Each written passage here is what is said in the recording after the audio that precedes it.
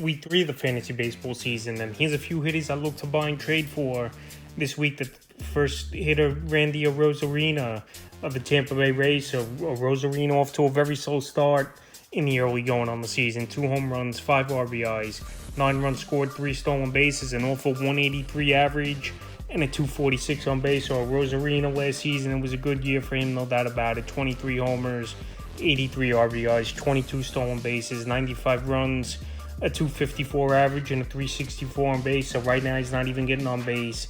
He's not really stealing bases, and he's not scoring runs either. It's a Arozarena way. He should be the catalyst in this lineup for the Tampa Bay Rays, but that just hasn't been the case in the early going. So right now, while he's struggling, and he's an all-star type of player, no doubt about it, it's a perfect time to buy him low this week. April 12th versus the Giants, 0-3. April 13th versus the Giants, 0-3. April 14th versus the Giants, 1-4. A run and RBI, stolen base. April 15th versus the Angels, 0-4. And April 16th versus the Angels, 0-5 with a run. So he's in a bad slump, no doubt about it, to start the season, but I think he could turn things around. And like I said, with some of these big-time hitters, it only takes a couple weeks or even a couple at-bats which to flip and then get things going and get on a tear. So right now, while he's down in the dumpster numbers and not doing much, he's a perfect buy low hitter this week. The next hitter, Cruz of the Pittsburgh Pirates. So Oneil Cruz, it's been an awful start for him, no doubt about it. I know last season he pretty much missed the whole year with injury, and that could have set him back, and his timing's off and everything. But on the season, 3 home runs, 6 RBIs, 8 runs scored, a stolen base, a 220 batting average, and a 264 on base for Oneil Cruz. So Oneil Cruz already, he struck out 31 times this season, which obviously is a very high number, especially only a few weeks in, and only 73 at-bats as well into the year. So Cruz, he's not getting contact. We know he's a big power hitter and a big-time shortstop at 6'7", but just things haven't gone his way right now. And he's supposed to be a guy to help this Pirate team at top of the order, but it just hasn't came to fruition. So right now, well, he's been one of the worst hitters in the league, is Cruz, with tons of upside and tons of potential. He's a perfect buy low candidate. April 12th at the Phillies, 0-5. April 13th at the Phillies, 1-4, a homer, 2 RBIs. April 14th at the Phillies, 0-5, 4 strikeouts. April 15th at the Mets, 0-4, 3 Ks. And April 16th at the Mets, 0-4, 2 Ks. So the last 3 ball games, 9 strikeouts for Oneil Cruz. He's trying to just destroy the baseball instead of getting a level swing and a controlled swing. And that's been his problem so far this season. He's swinging for the fences, is Oneil Cruz, instead of just trying to make some contact. Because with his size and his power, I don't think he's going to have to hit that hard and put everything into his swing to drive the ball into the gaps and over the fence. So right now, well, he's struggling, and you pretty much could get him on a very cheap deal.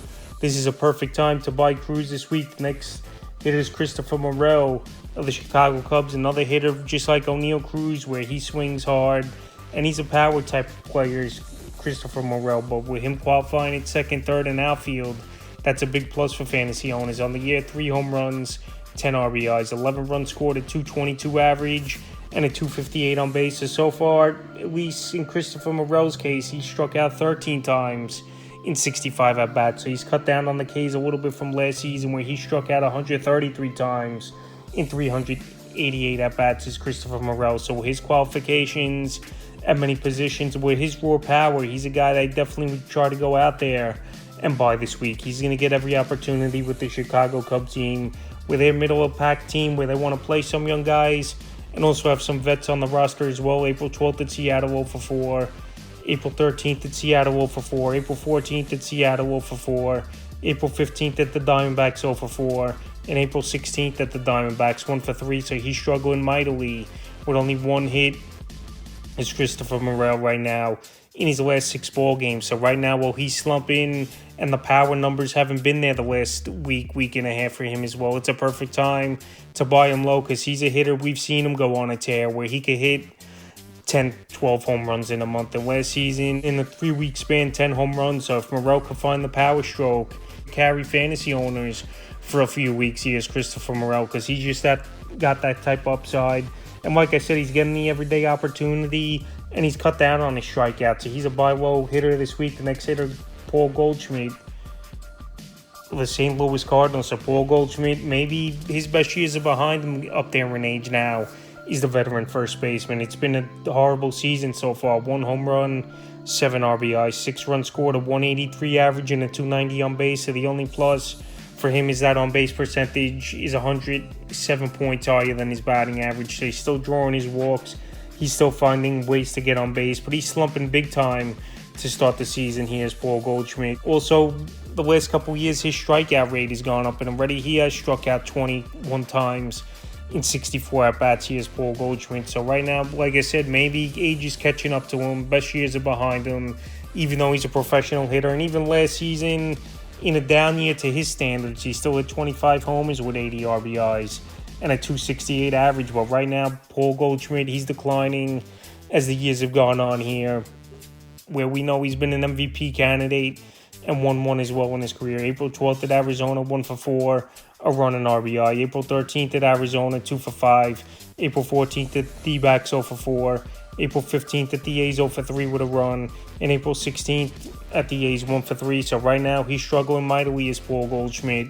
And like I said, he could be washed up possibly, where the numbers are just going to keep dropping off over the next couple seasons, like we saw last year where it was a drop-off for him. So right now, well, he hasn't done much, is Goldschmidt. And like I said, I think you don't have to give up much in a deal. Middle-of-the-pack type of pitcher to get him on your roster. He's a perfect buy low because Paul Goldschmidt, he could be done, like I said, but also there's a good possibility he's just off to a bad start and he can really get things going. In the fifth and final hitter I look to buy and trade for is Christian and Strand of the Cincinnati Reds. So a top prospect in the system was a Strand. Last season, he showed mighty power in the minors and in the majors, where he hit 13 home runs in the major leagues and only 222 at-bats with 37 RBIs and a 270 batting average. The strikeouts, they're going to be high for Strand, no doubt about it. Last season, 69 Ks and the 222, and so far this year, 21 strikeouts for him in 72 at-bats on the year, 2 home runs, 12 RBIs, 7 runs scored, a 198 batting average, and a 206 on base percentage. So right now, mightily struggling, no doubt about it, is Christian Strand. But he's the type of power hitter where he could hit them in bunches and carry you for weeks on end as well. So right now, well, he's slumping and he's striking out a whole bunch at a bad rate right now, is Strand. He's a perfect buy low candidate because the power is going to come, I believe.